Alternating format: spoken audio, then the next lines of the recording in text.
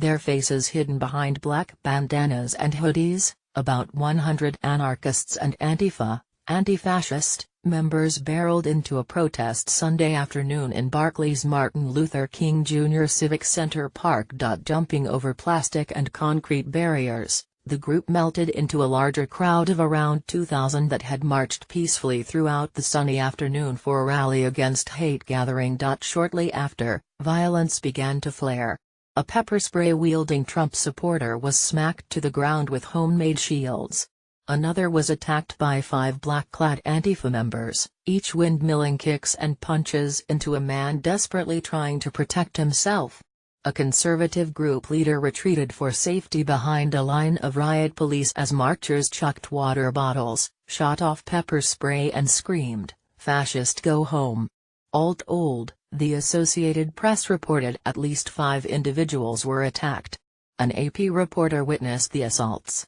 Berkeley Police's Lieutenant Joe Oakes told The Washington Post the rally resulted in 13 arrests on a range of charges including assault with a deadly weapon, obstructing a police officer, and various Berkeley Municipal Code violations. And although the anti-hate and left-wing protesters largely drowned out the smaller clutch of far-right marchers attending a planned No to Marxism in America rally, Sunday's confrontation marked another street brawl between opposing ends of the political spectrum, violence that has become a regular feature of the Trump years and gives signs of spiraling upward, particularly in the wake of the violence in Charlottesville. I applaud the more than 7,000 people who came out today to peacefully oppose bigotry, hatred and racism that we saw on display in Charlottesville, Berkeley Mayor Jesse Arguin said in a statement. However, the violence that small group of protesters engaged in against residents and the police, including throwing smoke bombs, is unacceptable. Fighting hate with hate does not work and only makes each side more entrenched in their ideological camps.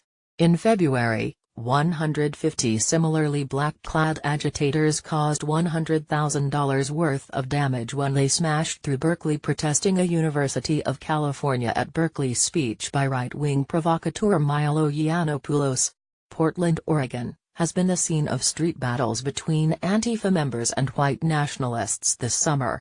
White nationalist Richard Spencer was sucker-punched by a protester in a January video that went viral. And Inauguration Day 2017 in Washington, D.C., was marked by violence when masked protesters burned vehicles, smashed windows and clashed with police, leading to 231 arrests. On Sunday, police in Berkeley maintained a strict perimeter around the area in the beginning of the afternoon, including enforcing an emergency city rule outlawing sticks and other potential weapons from the park. 50 officers were spread out at the area's 4 entrances, according to the Daily Californian. But Antifa protesters, armed with sticks and shields and clad in shin pads and gloves, largely routed the security checks and by 1:30 p.m. police reportedly left the security line at the Center Street and Milvia Street entrance to the park. Berkeley Police Chief Andrew Greenwood told the AP the decision was strategic. A confrontation was sure to spark more violence between the protesters and police. No need for a confrontation over a grass patch, Greenwood said. Joey Gibson was among the right-wing activists assaulted Sunday. Gibson, the leader of the Oregon-based Patriot Prayer Group, had planned to hold a freedom rally at Crissy Field Beach. Gibson previously told the LA Times his group was not white supremacist but feared that extreme or racist figures might try to co-opt his event. Yet, as with other planned right-wing events in the wake of Charlottesville, Saturday's rally drew controversy in the San Francisco area, with one group stockpiling dog feces to lay at the scene on Saturday. Last Friday, Gibson cancelled the event because of the mounting pressure. "It doesn't seem safe. A lot of people's lives are going to be in danger tomorrow," he told Unite America First. Attention shifted to Sunday's No to Marxism in America event. However, last week, that event's organizer, Amber Cummings, also signaled the event was off due to the growing tensions.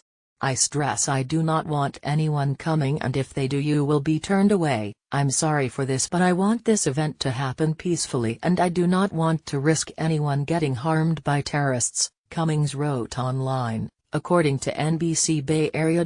On Sunday, Cummings reportedly did not appear for her event, and anti-hate marchers far outnumbered the right-wing element that did make an appearance, the AP reported. Although Gibson was reportedly seen being taken into custody, on Sunday the Patriot Prayer Facebook page stated Joey is not in jail, and has not been arrested.